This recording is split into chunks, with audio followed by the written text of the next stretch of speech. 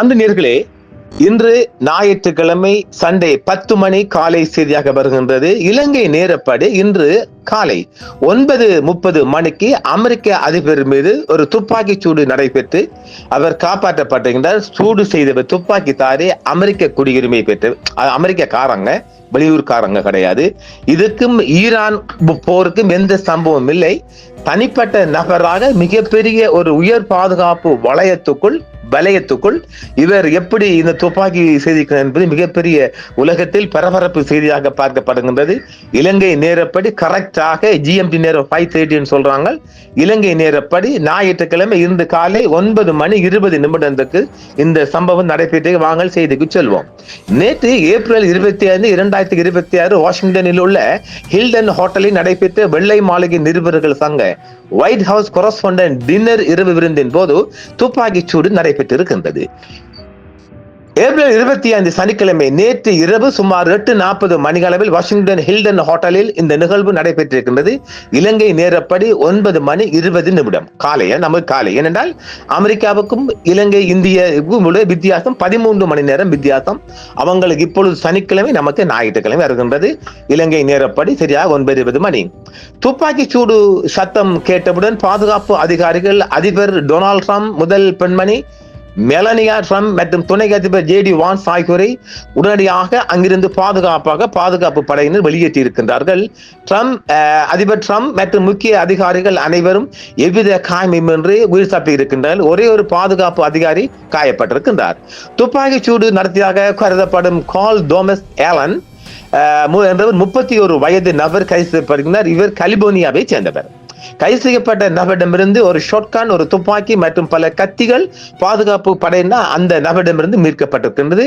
இந்த சம்பவத்தில் அதிபரின் பாதுகாப்பு பிரிவின் சீக்ரெட் சர்வீஸ் ஒரு அதிகாரி குண்டு துளைக்காத ஆடை பலிஸ்டிக் வெஸ்ட் அணிந்திருந்ததால் லேசான காயத்துடன் உயிர் தப்பி இருக்கின்றார். வேறு யாருக்கும் பெரிய அளவில் காயங்கள் ஏற்பட்டதாக எந்த தகவலும் இல்லை, அது காயம் ஏற்படவும் இல்லை. சம்பவத்திற்கு பிறகு ட்ரூத் சோசியலில் தளத்தில் அமெரிக்க அதிபர் ஒரு பதிவு செய்திருக்கின்றார்.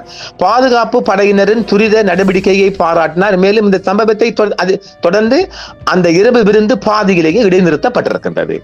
வாஷிங்டன் காவல்துறையும் FBI அதிகாரிகளும் இது குறித்து தீவிர விசாரணை நடத்தி வருகின்றார்கள். இந்த தோமஸ், அதாவது இந்த துப்பாக்கி தாரி பற்றி பார்ப்போமானால், கோல் தோமஸ் ஏலன் வயது 31, கலிபோர்னியா மாகாணத்தின் டொரன்ஸ் பகுதியைச் சேர்ந்தவர். அடையாளமாக சந்தேக நபரான கோல் தாமஸ் ஏலன் கலிபோர்னியாவின் டொரன்ஸ் பகுதியைச் சேர்ந்த 31 வயது கொண்ட அமெரிக்க குடிமகன். இவர் ஒரு என்ஜினியர் அண்ட் டீச்சர், ஆசிரியர் சேவையை சேர்ந்தவராம். வயது 31. FBI மற்றும் பிற பாதுகாப்பு அமைப்புகள் இவரது பின்னணியை தீவிரமாக ஆய்வு செய்து வருகின்றன. ஆரம்ப கட்ட விசாரணையில் இவர் தனிப்பட்ட ரீதியில் லான் வால்ஃப் இந்த தாக்குதலை திட்டமிட்டிருக்கலாம் என்று கருதப்படுகின்றது. இவருக்கும் ஈரான் போன்ற நாடுகளுக்கும் அல்லது வேறு ஏதேனும் சர்வதேச பயங்கரவாத தொடர்பு அமைப்புகளும் தொடர்பு உள்ளதா என்பது குறித்து பார்த்தால் இதுவரையும் அதற்கான எந்த ஒரு ஆதாரம் இல்லை என்று சொல்லப்படுகின்றது. இவற்றை இருந்த ஆயுதத்தை வச்சு பார்க்கின்ற போது ஒரு ஷாட்கன், அப்புறம் ஒரு கை துப்பாக்கி, அப்புறம் ஹேண்ட்கன், அப்புறம் பல கத்திகளும் இருந்திருக்கு. இவளை வைத்து பார்க்கின்ற போது இவர் ஒரு தனிப்பட்ட துப்பாக்கிதாரியாக தான் பார்க்கப்படுகின்றது. வெள்ளை மாளிகை நிருபர் சங்க விருந்து நடைபெற்ற இடத்தின் பாதுகாப்பு சோதனை சீக்ரெட் சர்வீஸ் செக் பாயிண்ட் நோக்கி இவர் திடீரென்று பாய்ந்து வந்து துப்பாக்கி சூடு நடத்தி இருக்கின்றார். பாதுகாப்பு அதிகாரிகள் அவரை உடனடியாக மடக்கி பிடித்து கைது செய்தனர்.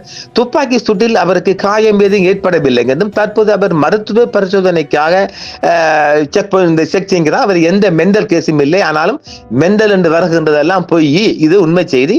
அவர் எந்த மெண்டலும் கிடையாது. FBI மற்றும் வாஷிங்டன் காவல்துறை இணைந்து இவரிடம் விசாரணை நடத்தி வருகின்றன. இதுவரை கிடைத்த தகவலின்படி இவர் தனியாகவே இந்த தாக்குதலை திட்டமிட்டு நடத்தியதாக முதல் கட்ட விசாரணைகள் தெரிய வந்திருக்கிறது. இவருக்கு ஏதேனும் பயங்கரவாத தொடர்பு இருக்காண்டா? கிடையாது. இந்த சம்பவத்தில் அமெரிக்காவில் பெரும் பரபரப்பை ஏற்படுத்தி உள்ளது. குறிப்பாக அதிபர் ட்ரம்ப் மற்றும் பல முக்கிய அமைச்சர்கள் அந்த இடத்தில் இருந்த போது இது நடந்திருக்கிறது. பொதுவாக இது போன்ற முக்கிய தலைவர்கள் மீதான தாக்குதல்கள் முயற்சிகளின் போது அனைத்து கோணங்களில் சர்வதேச சதி உட்பட விசாரணை நடத்தப்படுவது வழமை. ஆனால் தற்போது நிலையில் இது ஈரான் தொடர்புடையது என்பதற்கு எந்த முகாந்திரமும் இல்லை என்று அமெரிக்காவை சொல்லி இருக்கின்றது. துப்பாக்கிதாரி ஹால் தாமஸ் ஏலன் எதற்காக இந்த தாக்குதலை நடத்தினார் என்பதற்கான அதிகாரப்பூர்வமான எந்த ஒரு அறிவித்தலும் தகவலும் மோட்டிவ் இதுவரை இல்லை.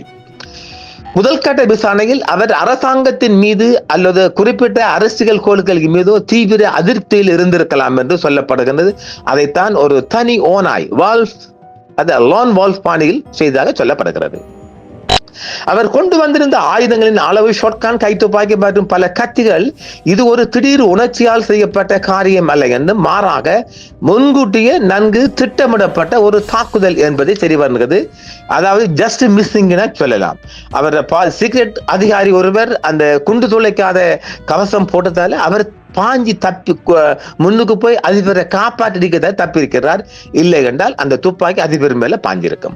புலனாய்வு அமைப்புகள் அவரது சமூக வலைத்தளங்களை எல்லாம் பார்த்து வராங்க. எந்த மெண்டலா என்னன்னு பாக்குறாங்க. இன்னும் அது குறித்து பெருசாக வரல. இதுவரை கிடைத்த தகவல்களின்படி இவருக்கும் ஈரானுக்கும் அல்லது வேறு வெளிநாட்டு அமைப்புகளுக்கும் எந்த தொடர்பும் இல்லை என்று FBI சொல்லிட்டாங்க. இந்த சம்பவம் நடந்த பிறகு செய்தியாளர்கள் கேட்ட கேள்விக்கு பதிலளித்த அதிபர் ட்ரம்ப் இது ஈரான் அல்லது இஸ்ரேல் தொடர்பான போருக்கு தொடர்புடையது என்று தான் நினைக்கவில்லை என்று கூறியுள்ளார். ஐ டோன்ட் திங்க் ஸோ என்று சொல்கின்றார். தனிநபர் செயல் ஆரம்ப கட்ட விசாரணைகளின்படி ஒரு ஓனாய், ஒரு தனி ஓனாய், அதான் லோன் வால்ஃப் தாக்குதலாகவே பார்க்கப்படுகிறது. அதாவது ஒரு தனிநபர் தனது சொந்த காரணங்களுக்காக அல்லது சித்தாந்தங்களுக்காக திட்டமிட்டு நடத்திய தாக்குதல் என அதிகாரிகள் கருதுகின்றனர். அமைப்புகள், அதாவது இந்த FBI-யும் சீக்ரெட் சர்வீஸும் அனைத்து கோணங்களும் தற்போது விண்கோரி செய்து வாராங்கள். இதுல எந்த சதியும் இருப்பதாக தென்படவில்லை என்றும் சொல்கிறார்கள். நேற்று நடந்த துப்பாக்கி சூடு சம்பவத்தின் போது சுடப்பட்ட தோட்டாக்களின் எண்ணிக்கையை குறித்து பார்த்தால் 8 முறை சுடப்பட்டதாக சொல்லப்படுகிறது. அங்க இருக்கிற ஊடகக்காரங்க சொல்றாங்க.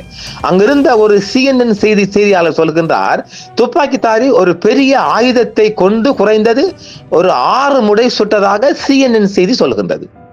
இதேவேளை சந்தேக நபரான ஹால் தாமஸ் ஆலன் பாதுகாப்பு சோதனை சாவடிகளை நோக்கி பாய்ந்து வந்து சுட்டதாகவும் அதில் ஒரு பாதுகாப்பு அதிகாரி அணிந்திருந்த குண்டு துளைக்காத கவசம் அணிந்திருந்ததால் அவர் தப்பி இருக்கின்றார் என்றும் அவருக்கு ஒரு சிறு காயம் ஏற்பட்டதாகவும் அதிபர் இதுவரையில் மயிரிழை நரோவில் தப்பி இருப்பார் என்றுதான் சொல்லப்படுகின்றது. உலக பரப்பில் பரபரப்பாக பார்க்கப்படுகின்றது. காவல்துறையினர் சம்பவ இடத்திலிருந்து துப்பாக்கி தோட்டாக்கள் மற்றும் அவற்றின் உரைகளை ஷெல் கசின்ஸ் கைப்பற்றி இருக்கின்றார்கள், ஆய்வு செய்து வருகின்றார்கள். இந்த சம்பவத்தில் பாதுகாப்பாக வெளியேற்றப்பட்டவர்கள் வரிசையில் டொனால்ட் ட்ரம்ப் அவர்களும் அவருடைய மனைவி மெலோனி அவர்களும் பாதுகாப்பாக உடனடியாக அங்கிருந்து வெளியேற்றப்பட்டிருக்கின்றார்கள். முதல் பெண்மணி இல்லையா? அடுத்தது JD வான்ஸ் துணை அதிபரும் அவருடைய மனைவியும் அங்கிருந்து பாதுகாப்பாக வெளியேற்றப்பட்டிருக்கின்றார்கள். Scott Bessent, Kash Patel, Pete Hegseth, அதான் அவர் பாதுகாப்பு அமைச்சர் ஃபீட் ஹெக்ஸெட், அவரும் அவர் மனை எல்லாரும் சோடி போட்டு தான் வந்திருக்கிறாங்க. டின்னர் சாப்பாடு இல்லையா, எல்லாரும் சோடி போட்டு வந்தாங்க. எல்லா சோடி அப்புறப்படுத்தாங்க. மைக் ஜாக்சன், அமெரிக்க நாடாளுமன்ற சபாநாயகர் house of speaker Mike Jackson மற்றும் அவரது மனைவியும் பாதுகாப்பாக வெளியேற்றப்பட்டிருக்கிறாங்க, உறுதியா இருக்கிறாங்க. அடுத்தது முன்னாள் சபாநாயகர் நான்சி பெலோசியும் அந்த இடத்தில் இருந்து அவங்க பாதுகாப்பு வெளியேற்றப்பட்டிருக்கிறாங்க. வெள்ளை மாளிகை நிருபர்கள் சங்கத்தை சேர்ந்த நூற்றுக்கணக்கான பத்திரிகையாளர்கள் அந்த அறையில் இருந்தனர். தொடக்கத்தில் குழப்ப நிலவினாலும் அவர்கள் அனைவரும் மேசைகளுக்கு அடியில் தஞ்சம் புகுந்ததால் சிலர் தப்பியிருக்கிறாங்க. அமெரிக்க பாதுகாப்பு பிரிவை சேர்ந்த சீக்ரெட் சர்வீஸ் அதிகாரி ஒருவர் அவர் காயம் படுத்துகிறார். அவர் தான் லேசாக காயம், அவர் அது இல்லை என்றால் கோவிந்தா பண்ணிருக்கும். ஆனால் அவர் குண்டு துளைக்காத பலிஸ்டிக் வெஸ்ட் அணிந்திருந்ததால் லேசான காயத்துடன் உயிர் தப்பிக்கிற இவரை தவிர வேற யாரும் காயம் இல்லை, ஜஸ்ட் எல்லாரும் தப்பிட்டாங்க. இந்த துப்பாக்கிதாரி ஹால் தாமஸ் ஆலன் பாதுகாப்பு சோதனை சாவடியை நோக்கி சுட்ட போது பாதுகாப்பு படையினர் மிக துரிதமாக செயல்பட்டதால் அவர் தப்பி இருக்கார் தான் சொல்லுகின்றார். மிகப்பெரிய தப்பாகவும் அவர் பார்க்கப்படுகின்றது.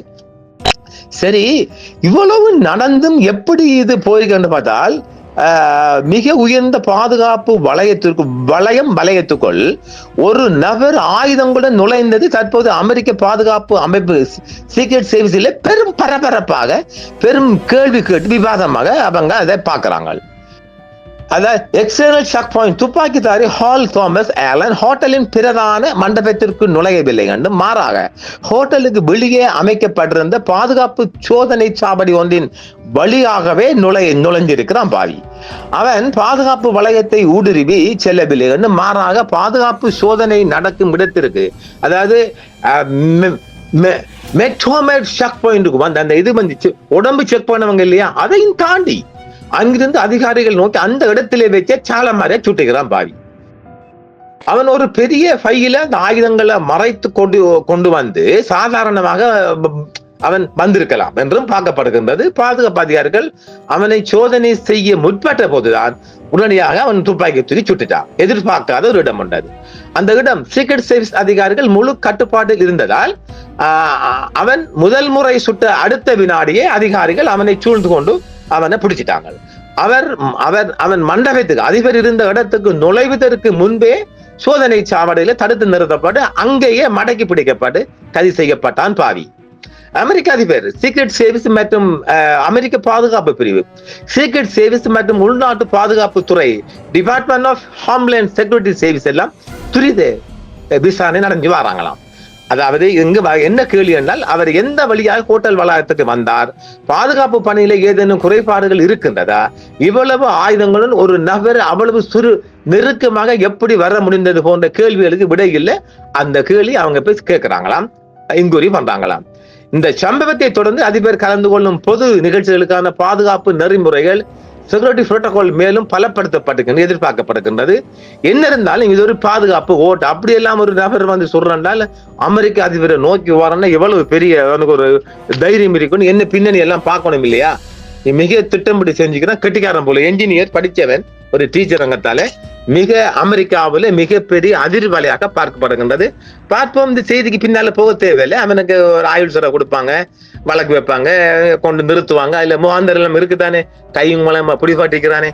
அதனால இதுக்கு ஈரான் இல்லப்பா, ஈரான் இல்ல, சதி இல்லை என்று சொல்லப்படும் எந்த சதியும் இல்லை, அதை உறுதியா சொல்லிட்டோம். பார்க்கலாம் மற்றும் ஒரு காணொளியில் அன்பினீர்கள். என்றும் உங்களுடன் சன்ரைஸ் இந்தியா டிவி. சப்ஸ்கிரைப் பண்ணுங்கள், பெல் பட்டனையும் கிளிக் செய்யுங்கள். உங்கள் ஆதரவே எங்கள் சேவை. ஆதரவு தாருங்கள், அரவணைப்போம். மறக்காம சர்ப்ரைஸ் பண்ணுங்க. தேங்க்யூ.